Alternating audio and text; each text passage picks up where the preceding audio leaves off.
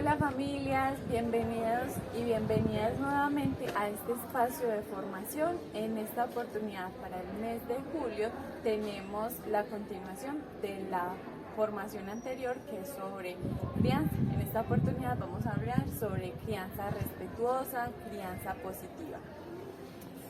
Sí, Alejandra, muchísimas gracias. Como tú lo mencionabas, en el mes de junio abordamos los estilos tradicionales de crianza y para el mes de julio vamos a continuar y esta vez vamos a hablar, como tú nos decías, crianza respetuosa, crianza amorosa, crianza positiva y los demás nombres que podamos estar escuchando, pero que hacen referencia a la misma estrategia. Entonces, en el día de hoy vamos a hablar un poco de qué es, qué beneficios tiene, en qué consiste y cómo la podemos llevar a nuestros hogares, cómo la podemos implementar con nuestros niños y niñas.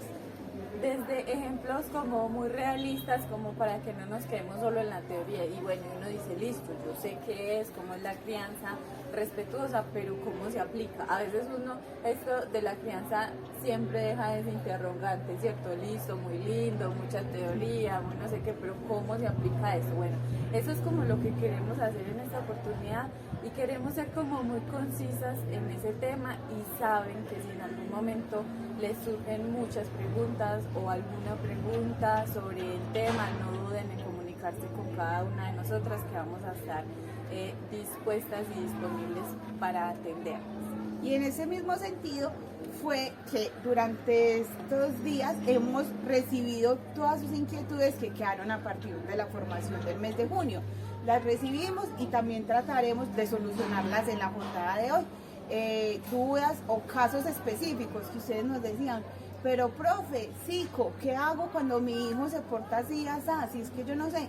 Entonces eso también lo trabajaremos en la jornada del día de hoy. Listo. Entonces, para iniciar, contextualicemos un poco qué es la crianza respetuosa. Cuando hablamos de crianza respetuosa, hablamos de una estrategia que surge a partir de las necesidades específicas del momento histórico que vivimos, que surge a partir de la necesidad de trascender esos estilos de crianza tradicionales y que también busca o propende que nuestros niños y niñas crezcan en entornos más armoniosos, más respetuosos, más saludables, que tengan relaciones con sus pares, es decir, con sus amiguitos, unas relaciones más respetuosas y así llevar a adolescentes que tienen unas relaciones más respetuosas y a unos adultos que serán unos ciudadanos responsables, que serán unos adultos que tengan unas relaciones con las demás personas desde un punto de vista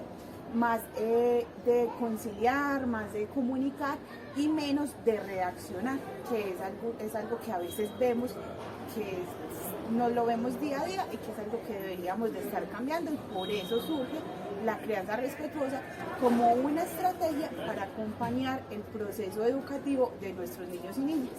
Bueno, entonces ahora que ya sabemos qué es esta crianza respetuosa, hablemos en qué consiste la crianza respetuosa. La crianza respetuosa consiste básicamente en criar o educar niños felices, amorosos, amados y con capacidad de expresar y sentir cada una de sus emociones, sin temor y sin como un límite en los rangos de edad, porque normalmente en la crianza tradicional pues se ve mucho como esos límites entre quién es grande, quién es pequeño y qué debe hacer y qué debe hacer el uno, qué debe hacer el otro. Entonces en esta oportunidad queremos que seamos conscientes de que eso, la crianza respetuosa es para criar niños felices desde el respeto y el amor. Entonces por eso se va a educar con firmeza, amabilidad y amor, mucho amor, lo que no quiere decir que va a ser una crianza o una educación permisiva, no. Por eso es que queremos hacer un énfasis en la firmeza. Es una crianza amorosa, pero firme, y por eso pues vamos a hablar como de unos pilares que tiene esta crianza. Sí, Entonces, dentro de los pilares de la crianza respetuosa, vamos a encontrar, como nos decía Alejandra, un fuerte componente del amor incondicional hacia nuestros niños y niñas. Es decir, que ellos en todo momento, hasta en la crisis más fuerte, hasta en la pataleta más fuerte, pueden contar con nuestro amor de madre o de padre. Es decir, no va a haber cabida a si yo hago esto mi mamá me deja de querer. Entonces el amor incondicional y el amor es uno de los pilares más fuertes. También encontramos que hay mucha fuerza o está muy orientado a empatizar con el niño y la niña. Es decir, volver a recordar cuando nosotros éramos pequeños. O si ya lo olvidamos o si nos falla un poco la memoria, empatizar o tener empatía con lo que puede estar viviendo ese niño o niña pequeño. Un niño que vive en un mundo para adultos. Que si nosotros tratáramos siquiera de hacer el ejercicio de caminar tal vez de rodillas o un poco más agachados, ¿cómo veríamos el mundo? ¿Cómo nos escuchan a nosotros si estamos tan bajitos? ¿Cómo nos defendemos de una persona que es más grande? ¿O cómo reaccionamos ante lo que nos dicen los otros? Empatizar con nuestros hijos y con nuestras hijas. Que eso sería, a ver, como decimos normalmente, ponerse en los zapatos del niño o la niña, en este caso, ¿cierto? Es como, sabemos que nunca vamos a poder sentir realmente eso, pero sí es como tratar de imaginarnos qué es lo que está sintiendo o pensando el niño que lo lleva a reaccionar de esa manera. Exactamente, y ser muy respetuosos con esa manera que tiene el niño de ver el mundo, y ser muy respetuosos con esas reacciones que tiene el niño porque apenas se están desarrollando.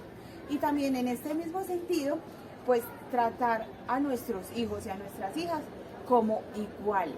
Y aquí es algo muy, muy complejo porque dicen, entonces mi autoridad, pero como nos decía ahorita Alejandra, la firmeza está presente en todo momento. Que yo sea firme con mi hijo y con mi hija no quiere decir que yo no pueda tener una comunicación con él o con ella, escucharlos. Es parte de tratarlos como iguales, es escucharlos, hacerlos partícipes de las decisiones y entender o comprender que ellos también tienen capacidad para interiorizar muchas cosas y comprender qué es lo que está pasando en el mundo que nos rodea. También esto nos va a ayudar mucho a que los niños sean conscientes de cómo ellos pueden habitar el mundo y transformar desde ya ese mundo que nos rodea. Entonces, ya sabemos que tenemos esos pilares fundamentales que van a guiar todo este proceso de una crianza respetuosa. Entonces, con esto les pedimos por favor apertura, que nos den la oportunidad de mostrarles y de guiarlos como familia en el camino de la crianza respetuosa, que no es fácil, como lo dijimos la vez pasada, no es fácil.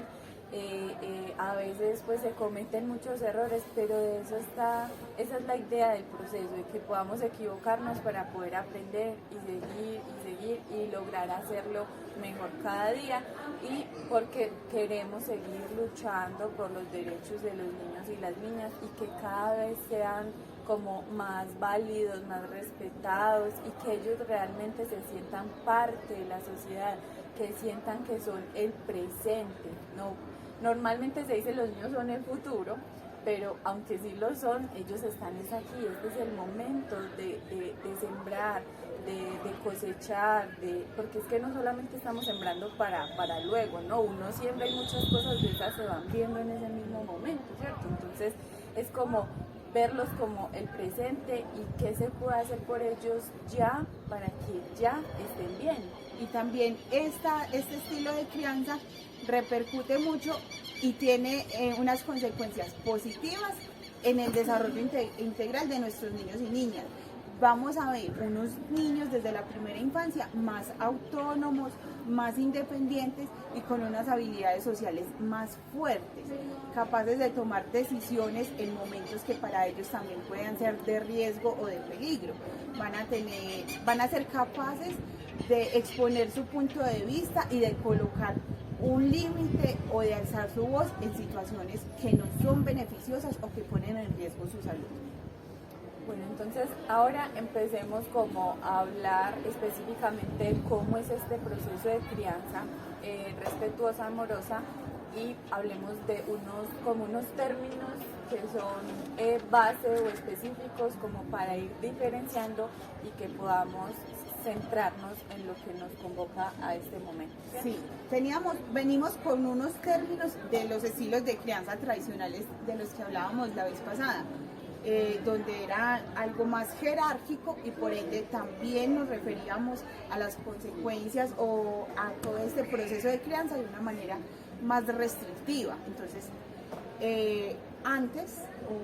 hemos estado hasta el momento hablando de unas reglas. Unas reglas establecidas De unas reglas que, como su palabra lo indica, son rígidas, se imponen a los niños. Pero lo que busca la crianza respetuosa es que no hayan unas reglas, sino unas normas que orienten la vida cotidiana del hogar. Es decir, una regla la impone una persona, una norma responde a una necesidad, una norma responde a la necesidad del hogar. O, por ejemplo, una norma son, como lo decíamos la vez pasada, las normas de tránsito o caminar por la derecha, porque nos va a evitar que nos choquemos entre los transeúntes o peatones. Entonces, asimismo, estas normas del hogar responden a esas necesidades específicas. Por tanto, cada hogar va a tener unas normas específicas, no serán las mismas. No podemos decir, mamás, papás, vamos a colocar las siguientes normas. No, porque eso se construye desde cada casa. Entonces, como la norma es flexible, entonces no va dirigida desde el que es el grande, el adulto, el que manda en la casa, sino que es una construcción de todas las personas que habitan ese lugar, esa familia, que conforman esa familia. Entonces, por eso les invitamos a conformar sus normas particulares de acuerdo a las necesidades que hay en su hogar. Entonces, como no es el adulto el que la establece como en la crianza tradicional, que entonces yo soy el adulto, pero mira que en la casa hay más adultos, pero es un solo adulto el que establece la regla. En esta oportunidad, entonces, promovemos como esas reuniones familiares, ¿cómo más es que les llaman? Las asambleas en el hogar, para crear estas normas. Y las normas son las cosas que nos van a guiar y nos van a evitar los conflictos a futuro, que nosotros todos sabemos que el que come lava el plato, ¿cierto? Sí.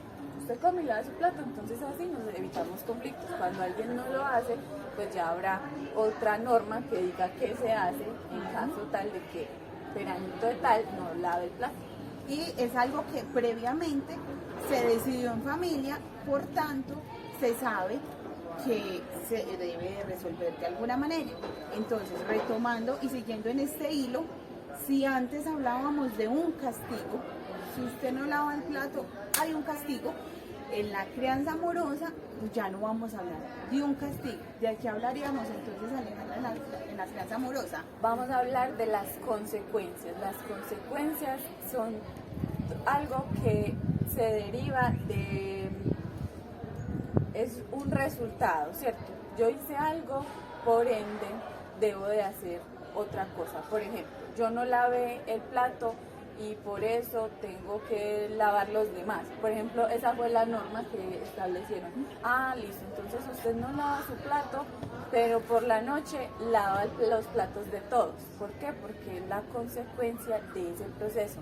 Y lo que genera la consecuencia es un aprendizaje. Porque mira que si yo tuve que lavar el plato de todos, yo aprendí no debo dejar el plato sin lavar, porque va a ocurrir algo que no me gusta. Que muchos pueden decir, ay, profe, eso es lo mismo que un castigo. No, porque usted le está diciendo que eso generó lo otro. ¿Y qué es lo que normalmente pasa en la vida, cierto? Yo no hago o dejo de hacer algo y me ocurre algo, que es lo mismo que pasa en la vida. Yo no entrego la tarea, me pone no sé. Yo no hago esto, entonces no obtengo lo otro. Que es lo que pasa normalmente en la vida, pero a veces en el castigo, entonces yo no lavo el plato y me dan una pela, que me enseña, o sea, reflexionemos desde este punto, ¿qué nos enseña la pela en el caso del plato? Sí, entonces, como nos dice Alejandra, la consecuencia da o permite reflexionar acerca de nuestro comportamiento y de nuestra responsabilidad frente a un hogar, por ejemplo, o a nuestra familia. Mientras que el castigo nos orienta a que si, por ejemplo, castigamos con los golpes, pues nos orientan hacia esa persona que nos está infringiendo dolor. Entonces, por ejemplo, a nuestros niños y niñas, cuando coloquemos una norma en la casa, entonces vamos a decir, no jugamos con el triciclo cuando estamos todos en la sala porque podemos apoyar a alguien. Si el niño juega con el triciclo en la sala y lo castigamos, es decir, le damos una pela, el niño puede orientar la atención o va a colocar la atención en la persona que le pegó la pela. Mi papá es muy malo, mi mamá ya no me quiere porque me están golpeando. Mientras, si colocamos una consecuencia a esa norma, la norma es no jugamos con el triciclo en la sala. Y la consecuencia será que el triciclo se guarde unas horas o se guarde el resto del día. Cuando el niño juega en la sala, le recordamos, la norma es esta y esta la infringiste, ya no cumpliste, esta es la consecuencia, guardamos el triciclo. El niño tendrá la oportunidad de reflexionar sobre sus acciones, de interiorizar que todo lo que él haga va a repercutir en su entorno y que él tiene la capacidad de cambiar el entorno, de cambiar cómo se comportan con él. Porque estas consecuencias le enseñan al niño a que él es el responsable de sus propios actos, ¿cierto? Entonces, lo del triciclo, sí, mamá, yo no lo cumplí, entonces me toca esperar o no voy a poder usar el triciclo por algún tiempo. Entonces, eso es una consecuencia, nos va a enseñar y a responsabilizarnos de nuestros propios actos, que eso es como lo más importante, que cuando el niño, a veces al principio puede ser complejo que el niño pueda entender esto, y más si venimos con esa crianza tradicional, en el que el niño no le sea fácil comprender eso, porque él está acostumbrado a que lo hizo, pela, lloró, se calmó, listo, entonces vuelve y eso por eso es que se vuelve repetitivo y usted dice, porque profe, es que yo a él me he castigado, yo le he hecho 1000 cosas y él sigue haciendo lo mismo. Es porque el niño no ha comprendido que su acto genera otras cosas, o sea, él no ha asumido la responsabilidad de sus actos, y eso es lo que nos orienta en este tipo de situaciones, las consecuencias, que por eso es que las invitamos a que empiecen a aplicar más consecuencias y menos castigos. Cuando vayamos entonces a hacer nuestra asamblea o nuestra reunión familiar, antes de reunirnos con nuestros niños, con nuestros hijos, ya sea de la primera infancia, infantes o adolescentes, primero nos vamos a reunir entre los adultos. Vamos a organizar cuáles van a ser las normas básicas del hogar. Y debemos de tener muy en cuenta que esas normas también las tenemos que cumplir nosotros, porque parte fundamental del proceso de crianza es el ejemplo. Nosotros educamos a través del ejemplo.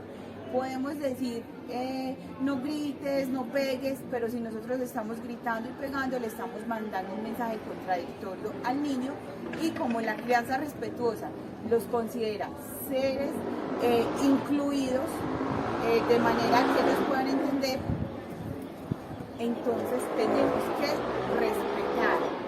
Volvemos a uno de los pilares o los fundamentos de la crianza respetuosa. Respetar a ese niño y niña con nuestro ejemplo, con nuestras acciones. Es decir, aquí ya no hay cabida a yo sí puedo. Vamos entonces a planear muy bien cuáles van a ser las normas de nuestro hogar. Nos vamos a sentar con nuestra pareja, con nuestros padres y convivimos con nuestros padres, hermanos, y vamos a plantear unos acuerdos básicos de convivencia, y a cada acuerdo le vamos a colocar una consecuencia proporcional.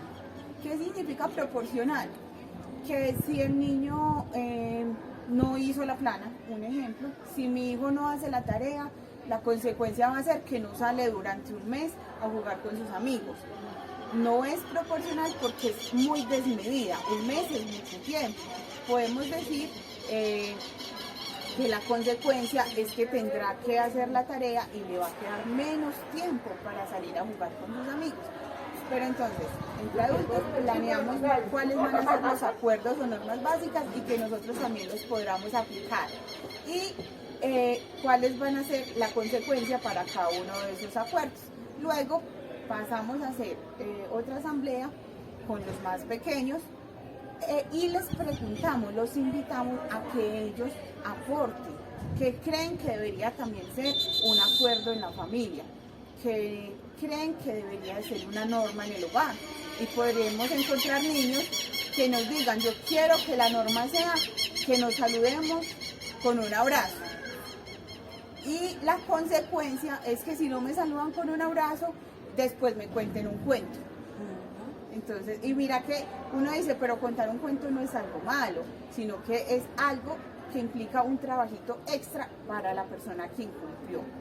Sino que ya debemos de romper eso de que el castigo tiene que ser sufrimiento o humillación a los niños, o que si no llora y se siente mal, entonces no está aprendiendo la lección. Entonces vamos a ir rompiendo un poco con ese pensamiento. Otra de esas cosas en cuanto a los acuerdos es que, como lo decía Verena, no todas las normas tienen que ser sobre cosas que no son tan buenas. También podemos poner una norma para salir a jugar, que todos los días vamos a jugar una hora. Eso es algo que incluso muchos niños necesitan y reclaman inconscientemente porque muchos no saben verbalizar, es que yo necesito jugar, no, el niño se pone inquieto, el niño hace esto, hace lo otro, hace los daños como nosotros los decimos, pero es porque están reclamando una necesidad básica de la niñez, de la infancia, que es jugar, ¿cierto? Entonces ese también se puede ser. Y aquí puntualizar o que empecemos a identificar cuando nuestros niños están requiriendo eso. Por ejemplo, decimos, no me interrumpa, o va a ser una norma, cuando estemos hablando de los adultos, no interrumpa. Pero entonces también que sea una norma, prestarle ese tiempo que nos dice Alejandra a los niños exclusivos para jugar con los niños.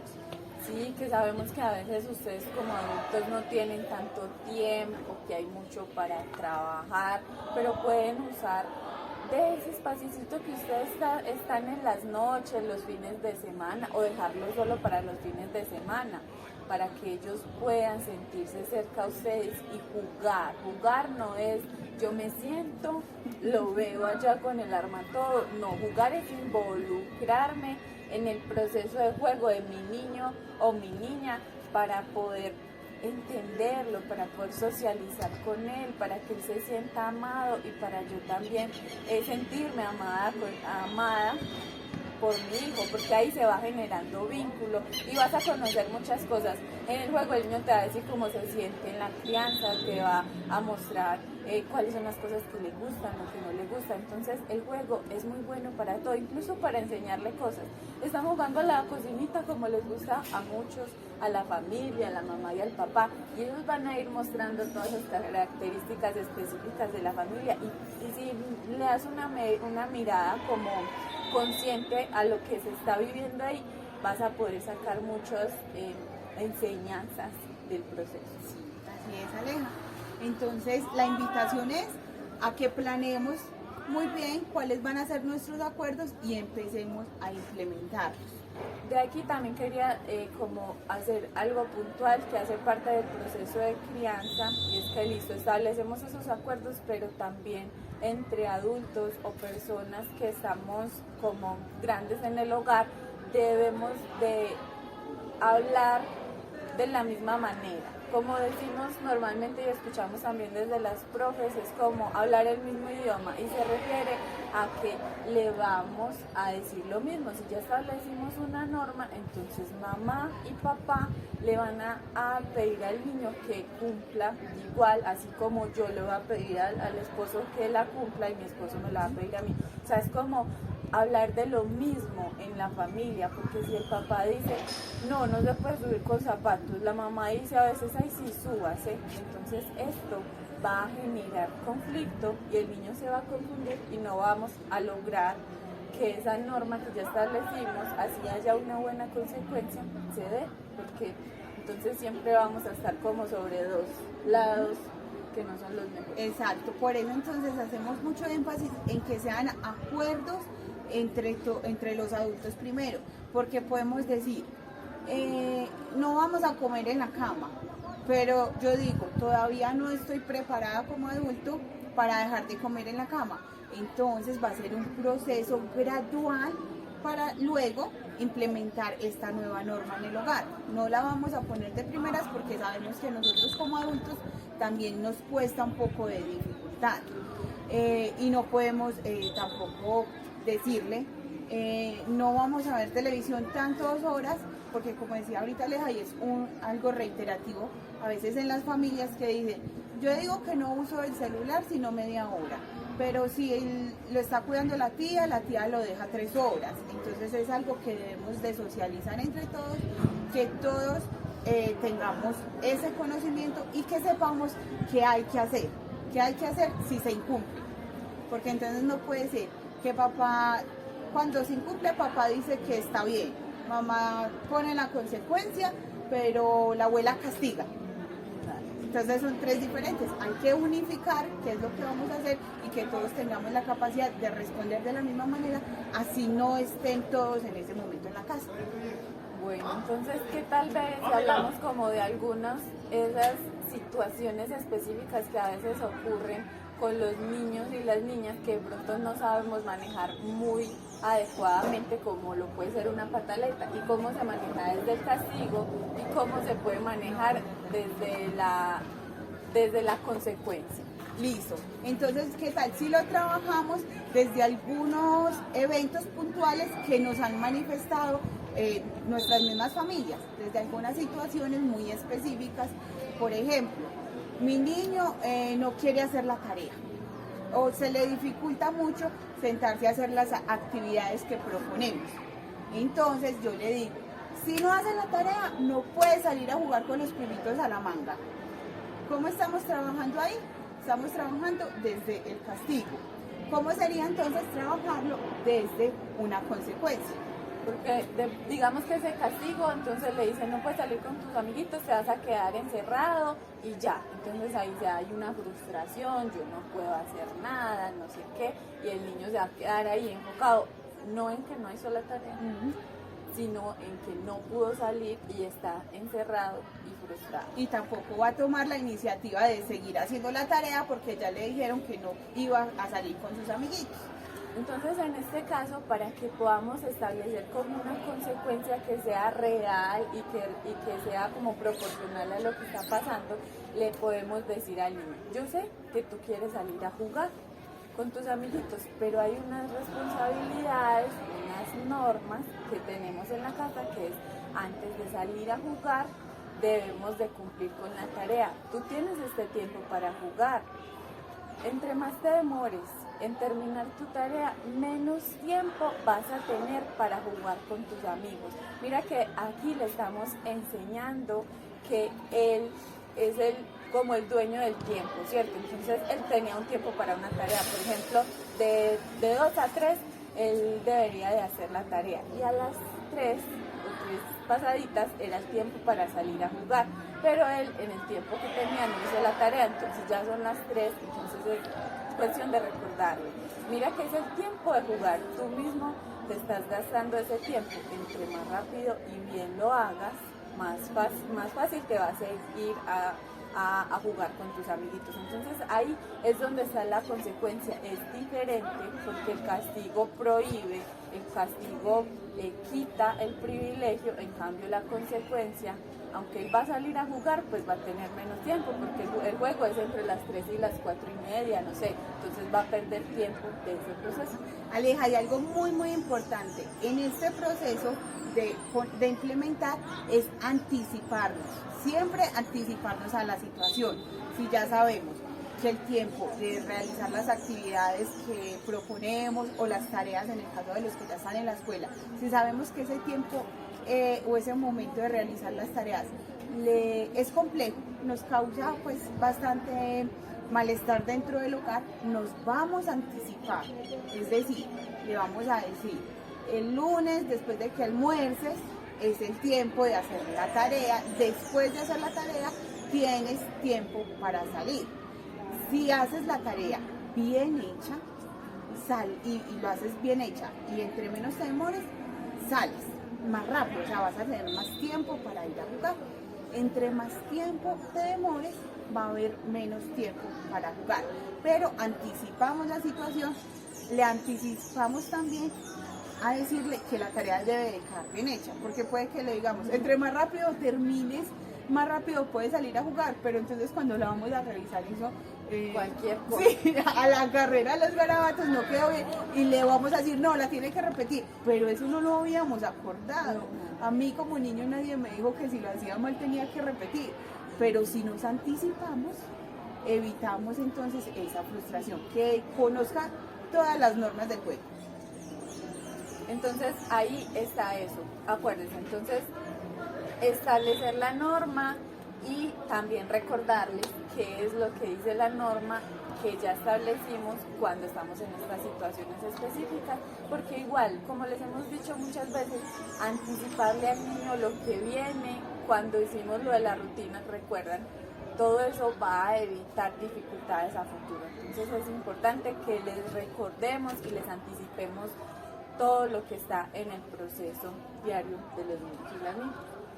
Entonces hablemos de otro ejemplo como para que vamos dándole cierre a esta formación, y es uno que, mejor dicho, es el pan de cada día de la primera infancia, digámoslo así, ¿cierto? Hay edades muy específicas en las que este tipo de comportamientos o de actitudes en los niños es mucho más presente, y son las hermosas pataletas, ¿cierto? Las pataletas, rabietas, como ustedes lo quieran llamar. Y vamos a decirlas en un contexto mucho más específico.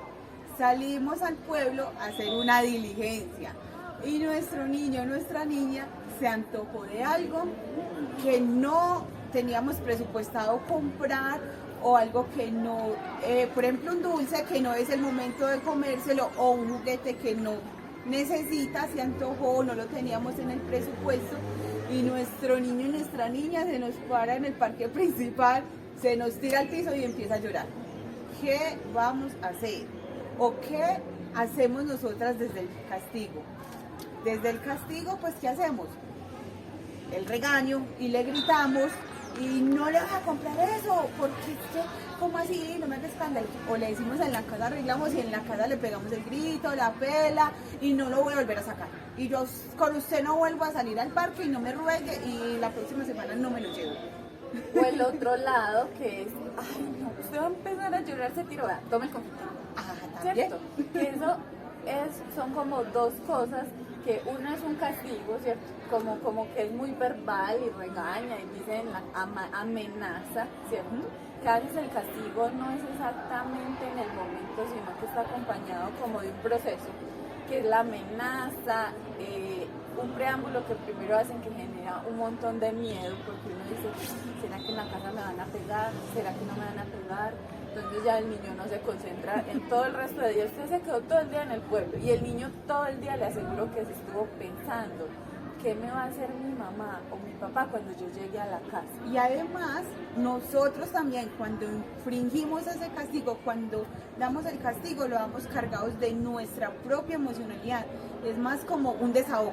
Cuando llegamos a la casa, este muchachito, la vergüenza que me hizo pasar, yo todavía estoy muy afectada emocionalmente por el suceso, y descargo toda esa frustración en mi niño. Eso también es parte del castigo, que va cargado en nuestra emocionalidad.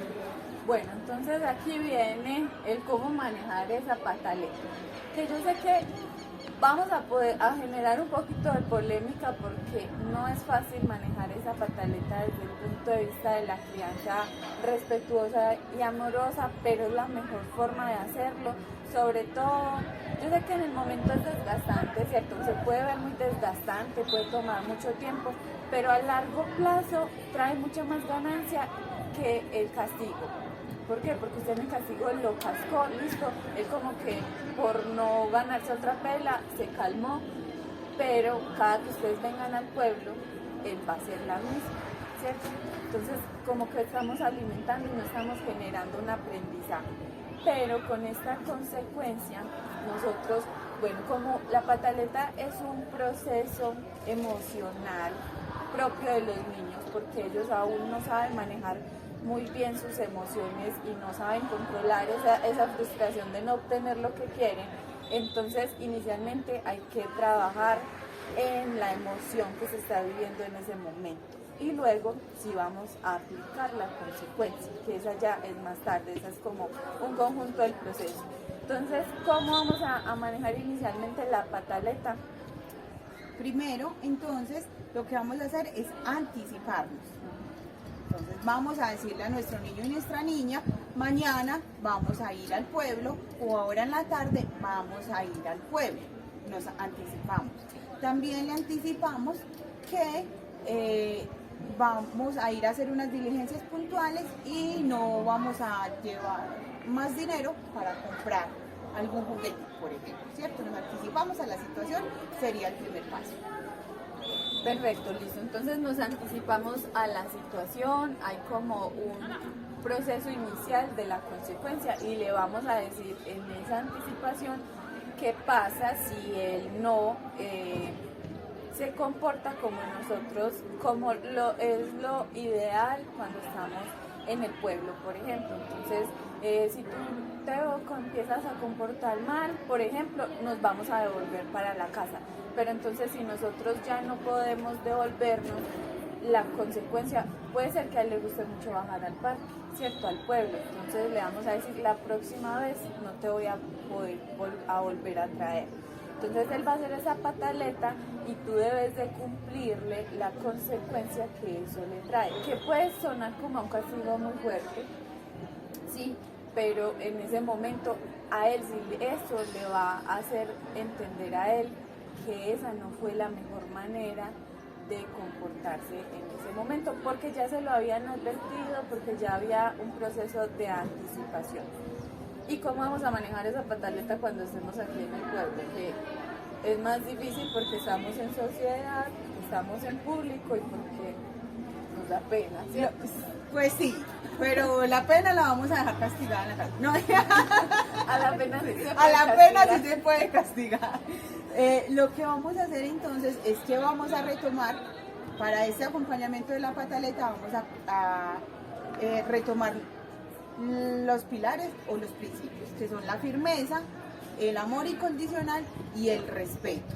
Vamos a respetar esa emoción que está expresando nuestro niño, que como bien nos decía Alejandra, pues todavía no está en la capacidad de decir, me siento enojado, me siento frustrado, estoy triste porque no me dieron tal o cual cosa, sino que su reacción va a ser totalmente corporal, es decir, estalla en ese proceso emocional.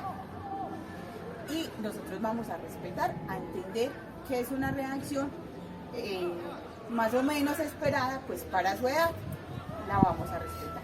Luego de tener en cuenta esas cositas, esos pilares, vamos a intentar encontrar o buscar que esté en el lugar seguro, en un lugar seguro donde él pueda generar ese comportamiento sin que se haga daño, sin que esté en riesgo su integridad. Y sí, aquí les vamos a decir, sí, permita que el niño manifieste ese comportamiento sin que se haga daño y sin reprochar lo que él está haciendo. Porque a veces sí hay mamás que dejan que el niño haga la pataleta, pero al mismo tiempo le están diciendo, es que usted es muy grosero, no le da pena a la gente, mire cómo lo están mirando. Ay no, esos comportamientos tan horribles yo no se los doy, yo estoy muy triste. Y entonces empiezan a... La mamá ya no lo va a querer. Y acuérdese que dijimos amor incondicional. Y no, se tiene muy triste la mamá ya no lo va a querer. O sea, sí, dale. Usted no le va a pesar de la mamá, mire cómo lo quiere. Y usted haciendo esas cosas, no, así ya a uno no le gustan los niños así. Los niños así se vuelven feos. Son como frases que uno a veces escucha porque no nos las estamos inventando, las hemos visto, las hemos escuchado, las hemos presenciado y yo sé que algunas de ustedes las han hecho o también las han visto. O también otra que acostumbramos es a decirle no es para tanto y es algo que hasta nos decimos entre adultos. usted está llorando por esa bobada, pero es que eso es un confite, eso no es para llorar, eso no es para tanto. Qué bebé tan exagerado, pues, me lo gané. Entonces también le mermamos importancia o no validamos esa emoción que está sintiendo nuestro niño, es decir, la minimizamos. Le decimos, usted no tiene derecho a sentirse como se está sintiendo o usted no debería sentirse como se está sintiendo. Entonces ahí la invitación es a validar las emociones.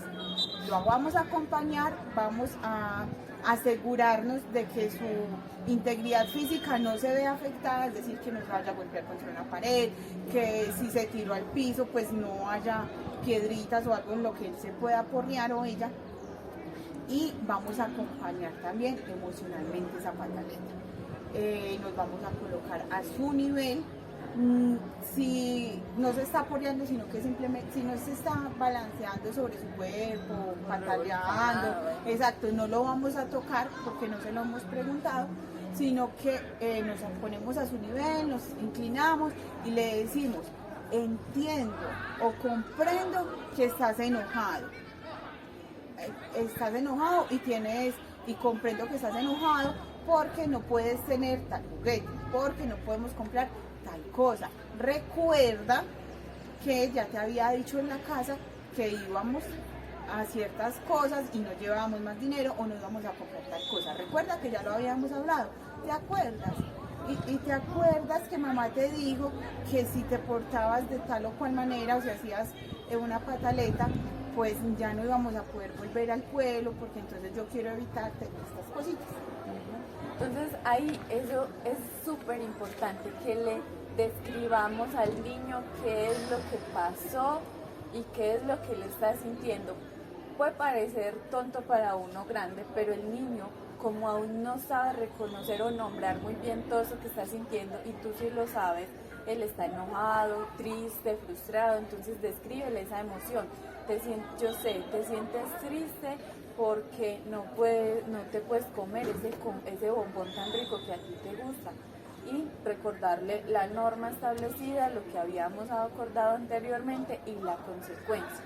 Entonces, ahí la pregunta normalmente cuando es así leve y el niño es consciente, cuando tú le preguntas sobre, ¿te acuerdas de la consecuencia? Muy probablemente el niño como que se le absorben esas lágrimas y como que ya se le quita la pataleta. A veces es así, ¿cierto? No siempre ocurre, pero normalmente el niño entra como en esa conciencia y te va a responder, sí, yo me acuerdo, o algo similar, y va a entrar en conciencia y podrías como negociar otra cosa. En la casa yo te puedo dar esto, no sé, o un bocadillo o hacer un jugo de la fruta que más le gusta, que también es muy dulcecito, o sea, cambiar ese dulce por un dulce que tenemos en la casa, o podemos hacer la gelatina que ya tenemos en la casa, o te hago una coladita y le echamos un poquito de dulcecito, ofrecerle otra alternativa.